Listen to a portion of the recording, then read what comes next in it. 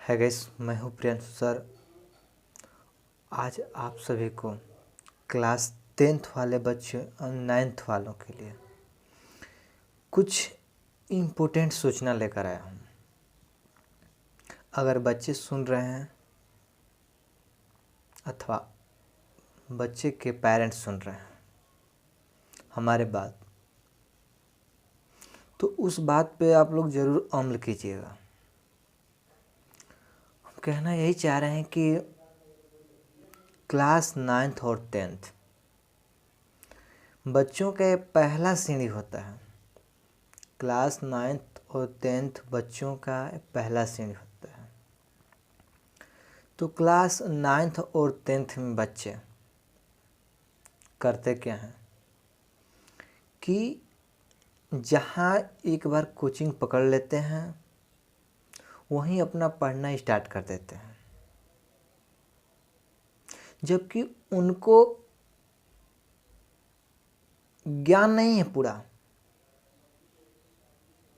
जो कुछ मिलता है तो लगता है कि बस यही सही है, इससे कुछ आगे अच्छा नहीं मिलने वाला है। तो मैं उसी के बारे में चर्चा करने आया हूँ।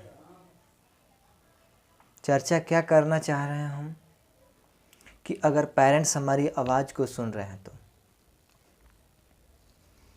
आप अपने बच्चे को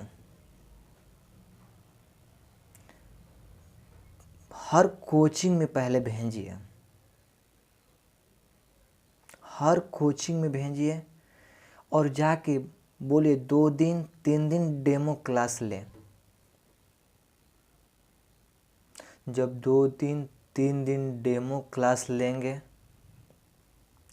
तब जाके पता चलेगा कहाँ पे क्या मिल रहा है, कहाँ पे क्या मिल रहा है।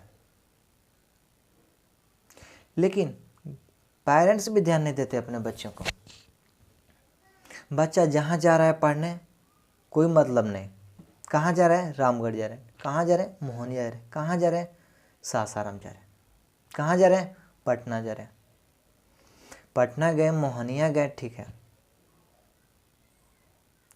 लेकिन उसको देखिए कि कौन से लाइन में है, कौन से कोचिंग में है, वो क्या पढ़ रहे हैं। अगर आप थोड़ा सा भी मिस करेंगे तो आपकी बच्चों की ज़िंदगी पूरे ज़िंदगी के लिए मिस हो जाएगी। पहले ही बार बोले हैं कि 9th और 10th क्लास बच्चों का पहला सीढ़ी होता है। मतलब पढ़ाई का लेवल यहीं से स्टार्ट ही होता है। पढ़ाई का लेवल यहीं से स्टार्ट होता है। तो अगर आपका नींव मजबूत नहीं रहेगा, कह सकते हैं जैसे घर उठाते हैं तो घर को उठाने के लिए हम लोग क्या नींव मजबूत करते हैं, तो उसके ऊपर 1 तल्ला 2 तल्ला 3 तल्ला 4 तल्ला जितने भी तल्ला बनाते हैं उसके बाद आसानी से बन जाता है। यदि हम अपना नींव मजबूत न करें, हम सोचेंगे उस पर 1 तल्ला के बाद 2 तल्ला बना लें, तो क्या वो मकान टिकेगा? नहीं टिकेगा, गिर जाएगा। तो वैसे ही बच्चों का ये सीढ़ी है, फर्स्ट सीढ़ी है ये।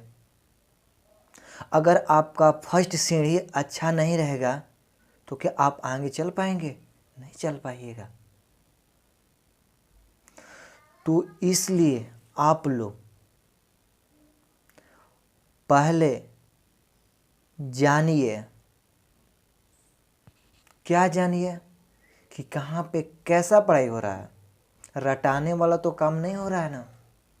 यदि रटाने वाला काम हो रहा है तो ज़िंदगी भर आप रटते रह जाएंगे, कभी भी आपको सक्सेस नहीं होगा। तो रटने के पीछे मत भागिए। पढ़ाई है समझने की चीज़।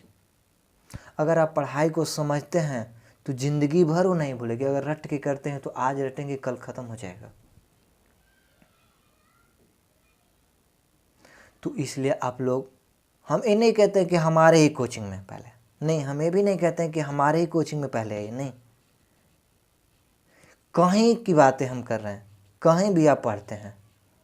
हम तो इस रामगढ़ एरिया के हैं, लेकिन आप लोग सासाराम में भी होंगे, मोहनिया में भी होंगे, पटना में भी होंगे। तो क्या वहाँ से हमारे कोचिंग में आइएगा? नहीं। तो आप करिए क्या कि हर कोचिंग में एक एक दो दो दिन, कम से कम 2 दिन 3 दिन, कम से कम 2 दिन 3 दिन डेमो लीजिए। देखिए 2-3 दिन डेमो से पता चल जाएगा कि पढ़ाने वाला क्या पढ़ाएगा, कैसे पढ़ाएगा। ज़्यादा नहीं, बस 2-3 दिन में पता चल जाएगा क्लास का कि कैसा पढ़ाएंगे वो टीचर।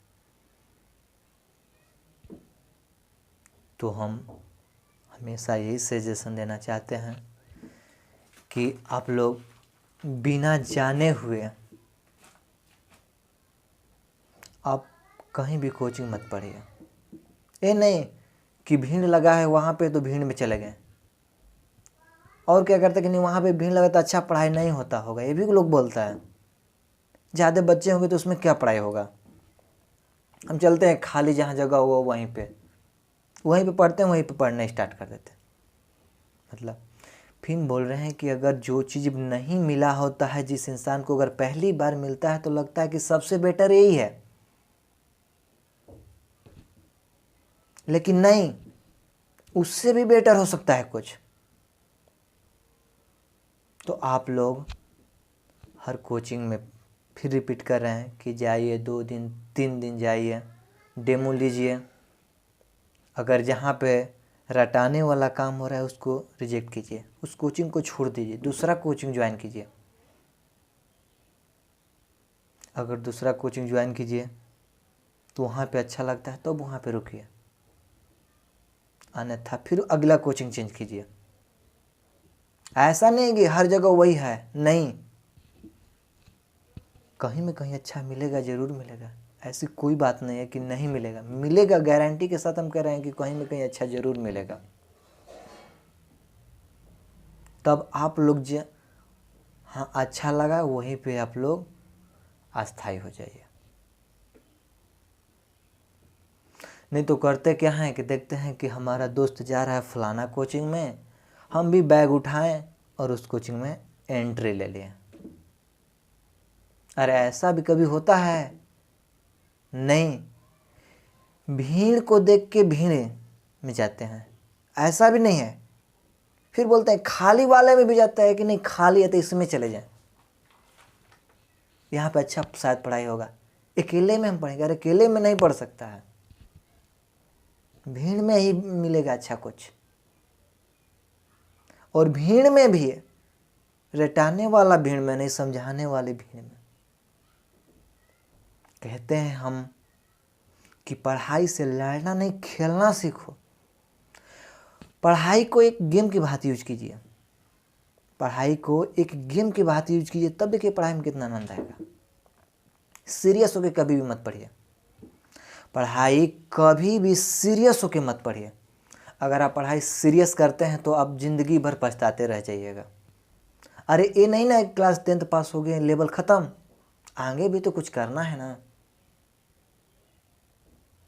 अगर बेस मजबूत नहीं रहेगा तो आगे चल के क्या कीजिएगा?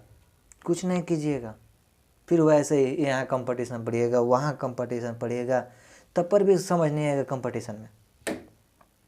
अब शुरुआत से आप खुद नहीं पढ़े हैं अच्छे से तो कंपटीशन में एंट्री लेंगे या बैठेंगे तो कहाँ से आएगा समझ में? नहीं आएगा समझ में। तो सबसे ज़रूरी है आपका 9th और 10th बेस। अगर 9th और 10th आपका बेस अच्छा है तो आप आगे चल के कुछ कर सकते हैं, अन्यथा झेलना पड़ेगा, बहुत कठिनाइयों का सामना करना पड़ेगा। और मैं नहीं सकता कि कुछ नहीं करिएगा, लेकिन बहुत कठिनाइयों का सामना करके आगे निकलिएगा। आज सब लोग वैसे नहीं है कि पूरे कठिनाइयों का सामना करके पार भी कर जाएंगे, कोई कठिनाइयाँ आते ही छोड़ देगा। कहा गया है कि मेहनत करने वालों कहा गया है कि कोशिश करने वालों को उतना ही मिलता है जितना मेहनत करने वाले छोड़ जाते हैं। तो कोशिश से कुछ नहीं हो सकता है, मेहनत से हो सकता है। तो इसलिए आप लोग क्लास 9th में ही अपना बेस मजबूत कीजिए। और इसमें सेशन चल रहा है, इस समय सेशन चल रहा है, बच्चे कोचिंग पकड़ रहे हैं। तो कोचिंग जब पकड़ रहे हैं तो आप लोग ये नहीं है कि आप एंट्री ले लीजिए, नहीं, 2-3 बार देखिए, उसके बाद नेक्स्ट ज्वाइन कीजिए, उसके बाद फिर नेक्स्ट ज्वाइन कीजिए। अगर आपको जहाँ मेंशन अच्छा लगा, पढ़ाने का वे अच्छा लगा, समझाने का तरीका अच्छा लगा, वहीं पे आप अस्थायी रुकिए, अन्यथा चलते जाइए। तो फिर एक बात हम कहना चाहेंगे, अगर बच्चा सुन रहे हैं हमारे आवाज़ को या हमारी बात को, तो आप लोग इस बात पे ज़रूर अमल कीजिएगा। अथवा पेरेंट्स सुन रहे हैं, यानी गार्जियन सुन रहे हैं, तो आप लोग भी अपने बच्चे को हमारा इन्फॉर्मेशन ज़रूर बताइएगा, नहीं तो आप भी पछताइएगा। और सेशन है जिस समय जहाँ बच्चा पकड़ लेगा वहीं पकड़ा ही रह जाएगा, आप भी कुछ नहीं कर पाइएगा, आपका बच्चा भी कुछ नहीं कर पाइएगा। ठीक, तो आपको हमारी बात कैसा लगा? अगर अच्छा लगता है तो आप लोग इस बात को ज़रूर अमल कीजिए। ठीक, देखिए, एक जाते जाते एक आप लोग को शेर सुनाते जा रहा हूँ कि अगर सूर्य की तरह चमकना है, अगर सूर्य की तरह चमकना है तो सूर्य की तरह जलना भी पड़ेगा। तब तक के लिए ऑल दी बेस्ट।